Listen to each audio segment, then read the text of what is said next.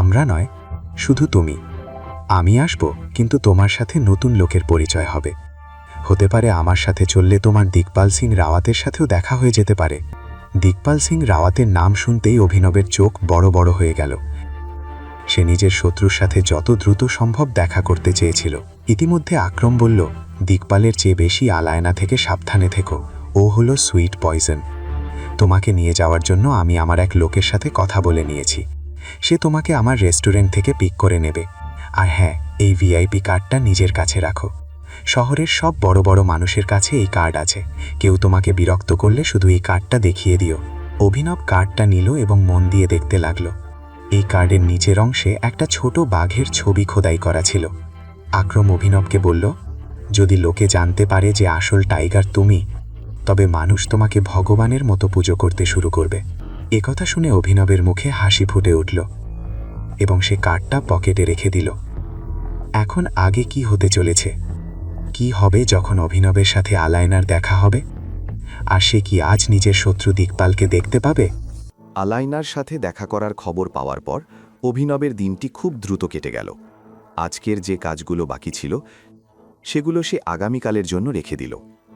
অভিনবের মনে শুধু আলাইনার সাথে দেখা করার উত্তেজনা ছিল না, বরং সে অনন্যার বাড়ির এক পরিচারিকার কাছ থেকে শুনেছিল যে সামনের সপ্তাহে অনন্যার জন্মদিন। সেই উপলক্ষে সে অনন্যার জন্য শহরের সবচেয়ে দামি হীরের আংটি উপহার হিসাবে কিনতে চেয়েছিল। তাদের বিয়ে হয়ে গেলেও অনন্যার হাতে অভিনবন নামের কোনো আংটি ছিল না। অফিস থেকে বেরোতে তার বেশ দেরি হয়ে গিয়েছিল। অফিস থেকে বেরিয়ে সে সরাসরি সেই হোটেলে পৌঁছাল যেখানে আকরামের লোক তাকে নিতে আসার কথা ছিল। এর মধ্যে সে নিজের জন্য একটি দামি স্যুট কিনে নিয়েছিল এবং বেশ আয়েশ করে খাবার খাচ্ছিল। সন্ধ্যায় যখন সে নিজের ঘরে বিশ্রাম নিতে নিতে আকরামের লোকেদের অপেক্ষা করছিল, তখনই আকরামের ফোন এলো। আকরাম জিজ্ঞেস করল, সব ঠিক আছে তো? তোমার আপ্যায়নে কোনো কমতি নেই তো? অভিনব উত্তর দিল, একদম না, সব খুব ভালো আছে। ইতিমধ্যে তার দরজায় টোকা পড়ল। অভিনব উঠে দরজা খুলতেই দেখল সামনে দুজন লোক দাঁড়িয়ে আছে। একজন বলল, স্যার, আমার নাম কৈলাস, আর এ হলো সংগ্রাম। আমাদের আকরাম স্যার পাঠিয়েছেন। আমরা আপনাকে অকশানের জন্য নিয়ে যেতে এসেছি। অভিনব মাথা নেড়ে সায় দিল এবং বলল, এক মিনিট। এই বলে সে আয়নার সামনে দাঁড়িয়ে নিজের চুল ঠিক করে নিল। সে চায়নি আলাইনার উপর তার ইমপ্রেশন খারাপ পড়ুক।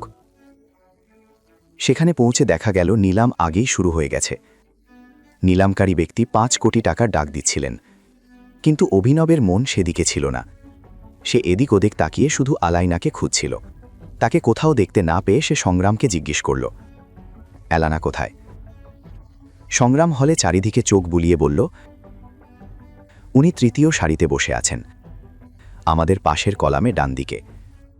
অভিনব সেদিকে তাকাতেই একজন মহিলার পিঠ দেখতে পেল। এরপর নিলামকারী পরবর্তী আইটেমটি পেশ করে বললেন, আমাদের পরবর্তী আইটেম হলো এই অপূর্ব সুন্দর হীরের হার। এতে অমূল্য হীরে বসানো আছে। কে নিতে চাইবেন এটি? এর ডাক শুরু হচ্ছে 10 কোটি টাকা থেকে। হঠাৎ আলাইনা হাত তুলে ডাক দিলেন। নিলামকারীর মুখে হাসি ফুটে উঠল। তিনি আলানার দিকে তাকিয়ে বললেন, এলানার পক্ষ থেকে 10 কোটি টাকা। আর কেউ?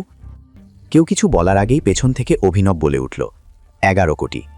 একথা শুনে এলানা ঘুরে অভিনবের দিকে তাকালো। নিলামকারী বললেন, মিস্টার অভিনবের পক্ষ থেকে 11 কোটি। আলাইনাও তৎক্ষণাৎ পাল্টা ডাক দিল, 15 কোটি।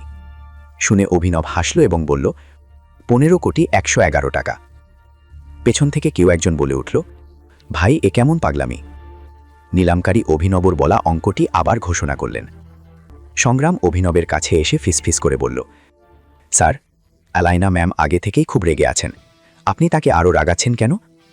অভিনব শান্তভাবে উত্তর দিল, আমি জানি আমি কি করছি। আলাইনা আবার ঘুরে অভিনবকে দেখল এবং বলল, 20 কোটি। নিলামকারী সেই অঙ্কটি ঘোষণা করার সাথে সাথে অভিনব বাড়িয়ে বলল, 20 কোটি 1 টাকা। সংগ্রাম আবার তাকে বোঝানোর চেষ্টা করল যে নিলামে অন্তত 100 টাকা করে দাম বাড়াতে হয়, কিন্তু অভিনব তার কথা শুনল না। আলাইনা এবার রেগে গিয়ে বলল, 30 কোটি। তার চোখে মুখে রাগ স্পষ্ট ছিল। সে অভিনবকে বলল, তোমার এবার পিছিয়ে যাওয়া উচিত। অভিনব উত্তর দিল, বছরে 30 কোটি টাকা অনেক বড় ব্যাপার, তা ঠিক, কিন্তু আপনাদের মতো লোকেদের জন্য। এ কথা শুনে আলায়না অবাক হয়ে গেল। সে কিছু বলার আগেই অভিনব ঘোষণা করল, 100 কোটি টাকা। এ কথা শুনে একজন লোক টেবিলে চাপড় মেরে বলল, এই হারটা তাহলে অভিনবজি পাচ্ছেন। এই কথাটি আলায়নার কানে পৌঁছতেই সে অভিনবের দিকে চরম ঘৃণার দৃষ্টিতে তাকাতে লাগল। এখনই পকেট এফএম অ্যাপ্লিকেশন ডাউনলোড করুন, লিংক বর্ণনায় দেওয়া আছে।